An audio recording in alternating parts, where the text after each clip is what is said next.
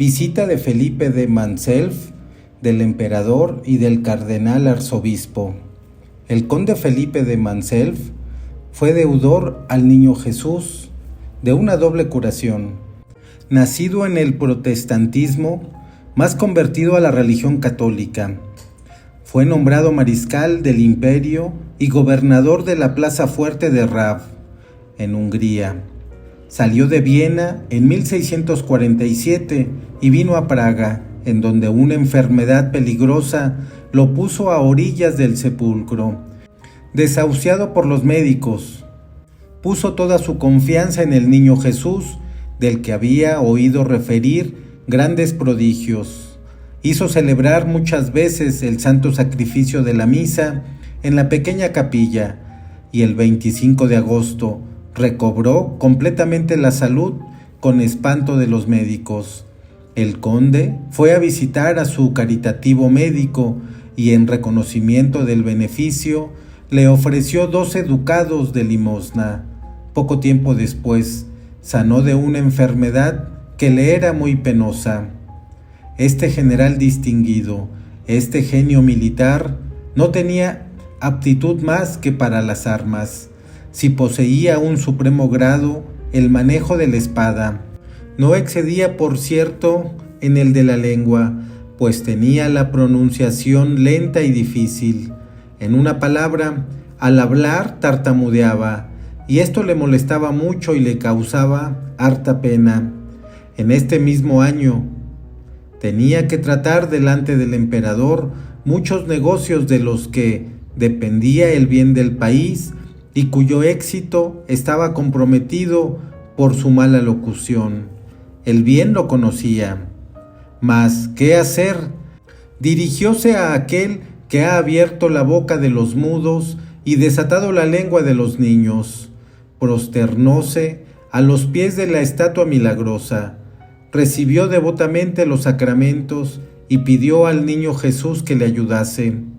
Lleno de confianza en el socorro divino, se dirigió a Viena y expuso su misión delante de la corte, empleando tanta sabiduría y elocuencia, que el emperador, lleno de admiración, le dijo: «Señor conde, nunca os hemos oído hablar de esa manera, ni sabemos que se haya encontrado jamás en nuestra corte un consejero de vuestra fuerza, que haya tenido la sabiduría y la elocuencia que vos acabáis de desplegar». Fernando III le retuvo 3 días a su lado, y antes de su partida le nombró su consejero secreto. Nadie había pensado antes se concediese este honor al valiente general, pues su incapacidad oratoria era muy conocida. Este don de la palabra y del consejo que el niño Jesús le había concedido le duró toda la vida. El conde se apresuró a volver a Praga para manifestar su reconocimiento al divino niño, y a pesar de su avanzada edad, permaneció largo tiempo de rodillas delante de la estatua milagrosa, y dejó una lámpara de plata con 33 florines en honor de los 33 años que nuestro Señor pasó en la tierra, refiriendo a todos los religiosos el favor que acababa de obtener y afirmando con juramento la verdad de sus palabras.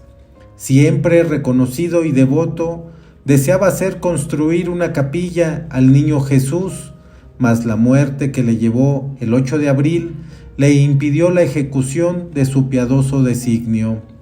El emperador Fernando III vino a Praga hacia el fin del año de 1647 con un nuevo ejército para combatir a los suecos.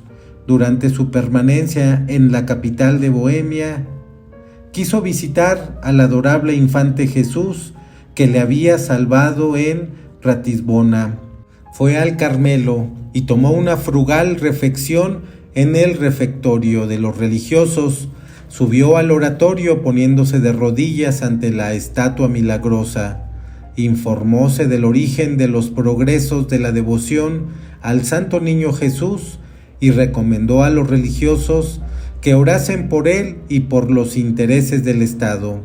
Más tarde envió una caja con 40 velas magníficas que debían arder ante el libertador del país. El cardenal arzobispo de Praga bendijo solemnemente el oratorio el 3 de mayo de 1648. Este pequeño santuario, construido en 1642 y consagrado en 1624, lo fue doblemente por el cardenal Ernesto Albrecht, quien celebró el santo sacrificio en el altar del Niño Jesús y permitió a todos los eclesiásticos que viniesen a ofrecerle allí a medida de su devoción. El culto de la Santa Imagen me miraba, pues, aprobado formalmente por el primer pastor de la diócesis, el cual depositó a los pies del Divino Niño una ofrenda de 50 ducados. Muchos obispos, prelados y personas notables vinieron también a presentar sus homenajes al Niño Milagroso y a recibir de sus pies abundantes bendiciones. Protección del Niño Jesús. Este mismo año de 1648, marcado para los carmelitas por la bendición solemne del oratorio del Niño Jesús, debía también ser señalado por el fin de la guerra de 30 años. Pero antes de gozar de la paz, Praga debía ser probada por última vez. El general sueco Königsmark, a la cabeza de 3,000 hombres, se había apoderado de algunas pequeñas ciudades de Bohemia, y aunque no manifestaba intención de proseguir sus conquistas, mas un traidor fue a ofrecer al enemigo una llave para hacerle entrar por sorpresa en la ciudad de Praga. La noche del 25 al 26 de julio, los suecos, guiados por él, penetraron a la plaza, mataron a la guardia que velaba y tomaron posesión de la parte de la ciudad situada en la parte izquierda de Moldavia. Todo esto se hizo sin ruido mientras los habitantes de la ciudad estaban sumergidos en el sueño. ¡Qué sorpresa al despertar! Los soldados recibieron orden de tirar a todos los que saliesen por la mañana a las calles, y muchos sacerdotes y personas piadosas que se dirigían temprano a la iglesia fueron víctimas de esta orden. Los carmelitas terminaban el oficio divino cuando oyeron los primeros tiros, pues muy pronto supieron lo que pasaba, y temiendo una profanación sacrílega, consumieron al Santísimo y se dividieron en 3 grupos. Unos fueron cerca del Niño Jesús a pedir por el convento y la ciudad. Otros llevaron al oratorio como a un lugar seguro los objetos preciosos del culto, y los otros, en fin, se colocaron a la entrada del monasterio. A las 5 de la mañana, los invasores tocaban a la puerta, mas esta tempestad pasó sin ningún incidente, pues se les aplacó dándoles cerveza, pan y algunas palabras, con la cual se retiraron. Pero una nueva banda, ávida de botín, llegó después, y en aquella época las leyes de la guerra daban a los vencedores el derecho de pillaje durante 3 días en la ciudad conquistada. Los religiosos redoblaron sus instancias cerca del Niño Jesús, suplicándole interviniese para salvarlos, y entonces vieron a un hermoso joven presentarse a las puertas del monasterio y oponerse a la entrada de los furiosos con una fuerza irresistible, desapareciendo tan luego como los rechazó. ¿No sería por ventura un ángel del cielo? El Niño Jesús mostró en esa vez aún otras señales de su protección, pues en el mismo día un soldado del ejército sueco se presentó al prior, diciendo que era católico, que se llamaba Rutgerio, y que venía a ofrecer sus buenos oficios al convento para protegerlos contra sus hermanos de armas. El prior aceptó con gratitud. Los habitantes de la población, viendo al monasterio guardado por un sueco, quisieron libertar allí sus vidas y sus bienes. El mismo día, el coronel Capi quiso entrar al Carmelo para buscar en él al gran maestre de la Orden de Malta, que felizmente no se encontraba allí. El prior, viendo en él alma recta, le pidió un cuerpo de guardia para proteger la iglesia y el claustro contra el pillaje de la soldadesca. Este señor le aconsejó se dirigiese directamente a Königsmarck y le prometió que apoyaría su petición. El feroz vencedor se mostró lleno de condescendencia con el humilde hermano encargado de este mensaje y le concedió para su convento un cuerpo de guardia bajo el mando de Budger. Y aún hizo más, pues envió al prior letras de protección firmadas de su mano y selladas con su sello, declarando que la iglesia y el monasterio estaban bajo salvaguardia de la corona de Suecia. ¿No es acaso el divino Jesús quien mostraba así su poder y su bondad? ¿No es Él quien dispone los corazones a su voluntad y que por nuestros ruegos quiere hacernos favores a los que no eran más hostiles?